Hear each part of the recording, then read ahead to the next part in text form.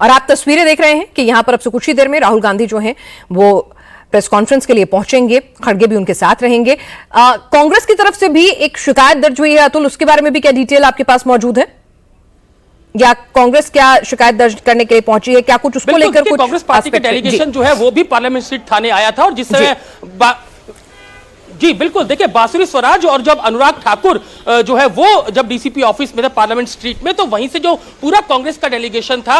उसमें दिग्विजय सिंह भी शामिल थे, प्रमोद तिवारी थे, तमाम नेता जो इमरान प्रतापगढ़ी भी जो है वो उस पूरे डेलीगेशन के अंदर थे, वो पार्लियामेंट स्ट्रीट एसीपी से जाकर मिले, लिखित में शिकायत जो है उन्होंने दी है। अभी वो कंप्लेंट की कॉपी हमारे पास नहीं है क्योंकि जैसे ही ये डेलीगेशन निकलता है कांग्रेस का, उसके कुछ देर बाद ही अनुराग ठाकुर और जो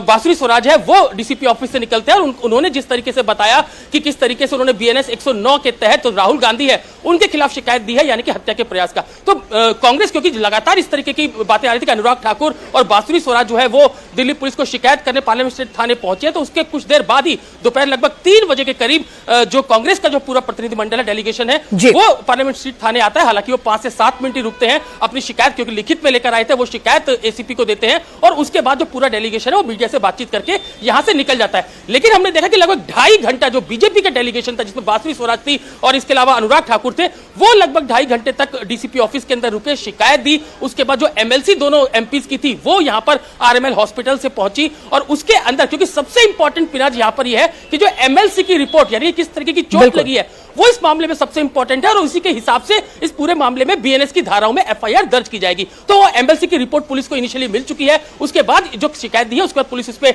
आगे की कार्रवाई करेगी और जल्दी इस पूरे मामले में एफआईआर जो है वो दिल्ली पुलिस बीजेपी नेताओं की तरफ से शिकायत दी गई है उस पर दर्ज कर सकती है। बिल्कुल, तो शिकायत के हुबहू एफआईआर में कन्वर्ट होगी क्या? जिस तरह से यहां पर जो संगीन धाराएं जो आप बता रहे थे कि 109 है, 115 है, तो राहुल गांधी के लिए मुसीबतें कितनी बढ़ जाएंगी अगर यही शिकायत जो है एफआईआर में कन्वर्ट होती है? ये धाराएं कितनी संगीन, थोड़ा डिटेल्स के बारे में दें।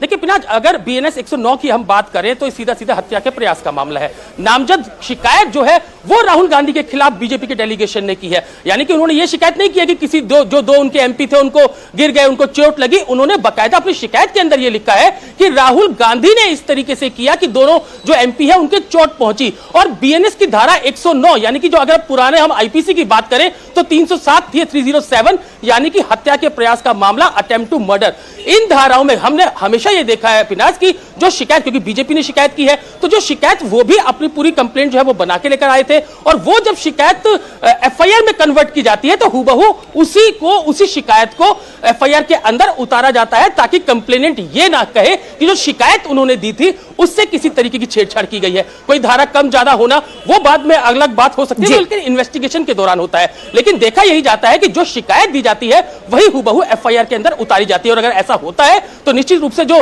राहुल गांधी हैं उनकी दिक्कतें काफी बढ़ेंगी, क्योंकि लोकसभा स्पीकर से जो है परमिशन लेने के बाद उनको पूछताछ के लिए बुलाएगी, समन उनको दिल्ली पुलिस जारी करेगी और एक पूरा निश्चित रूप से जो लोकसभा में परमिशन लेना दिल्ली पुलिस को बहुत जरूरी होगा, क्योंकि मेंबर ऑफ पार्लियामेंट है जो राहुल गांधी है, तो परमिशन ली जाएगी, उसके बाद उन्हें सम्मन किया जाएगा, पूछताछ की जाएगी। लेकिन अभी जिस तरीके से शिकायत दी गई है और बीएनएस 109 की धारा जो है वो लगाई गई है, तो गंभीर धाराओं के अंदर जो है वो शिकायत दर्ज कराई गई है। जो मेडिकल रिपोर्ट आती है उस पर बहुत हद तक निर्भर करेगा कि किस तरह से पूरी की पूरी एफआईआर जो है किन धाराओं में दर्ज होती है।